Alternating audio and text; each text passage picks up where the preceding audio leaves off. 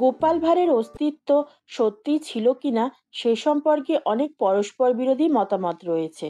অনেকে মনে করেন চরিত্রটি সম্পূর্ণ কাল্পনিক, তবে কিছু সূত্র দাবি করছে গোপাল একজন সত্যিকারেরই চরিত্র ছিল। গোপাল ভাঁড় ছিলেন মধ্যযুগে নদিয়া অঞ্চলের একজন প্রখ্যাত রম্য গল্পকার, ভাঁড় এবং মনোরঞ্জনকারী।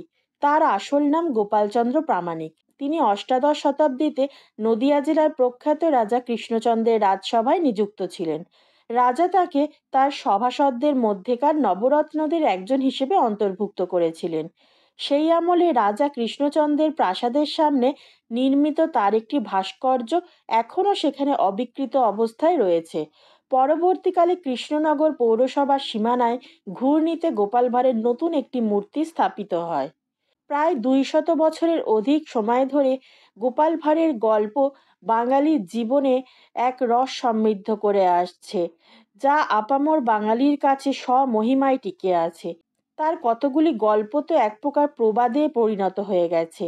তাকে মোল্লা নাসির উদ্দিন ও বীরবলের সমতুল্য হিসাবে পরিগণিত করা হয়।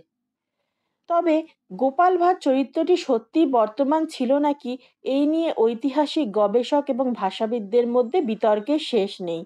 গোপালের গল্পগুলি সমাজে চূড়ান্ত জনপ্রিয় ও বহুল প্রচলিত হলেও গোপাল ভাঁড় বাস্তবে ছিলেন কিনা সে নিয়ে মতভেদের শেষ নেই। অনেকেই মনে করেন গোপাল ভাঁড় নামে কেউ নির্দিষ্ট ছিলেন না, তবে কোনো না কোনো বিদূষক রাজার অত্যন্ত প্রিয় পাত্র ছিলেন। সেরকমই গোপাল নাম্নী নাপিত বংশীয় কোনো ব্যক্তি ছিলেন। গোপালের জন্ম কত বঙ্গাব্দে তা কোথাও লেখা নেই। তার জন্মস্থানের পক্ষেও কোনো নথি নেই। কৃষ্ণনগরের বাসিন্দা হিসাবে তার সম্পত্তি কিংবা জায়গা জমিরও কোনো প্রমাণ পাওয়া যায় না।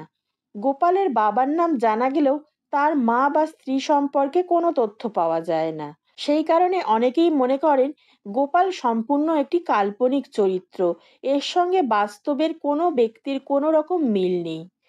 কথা নিয়ে যতই দ্বিমত থাকুক না কেন, যে গোপাল ভাঁড় বাস্তবে ছিলেন না, আপামর বাঙালির কাছে সমস্ত যুক্তি তর্ক উপেক্ষা করে গোপাল ভাঁড় আগেও ছিলেন এবং ভবিষ্যতেও থাকবেন।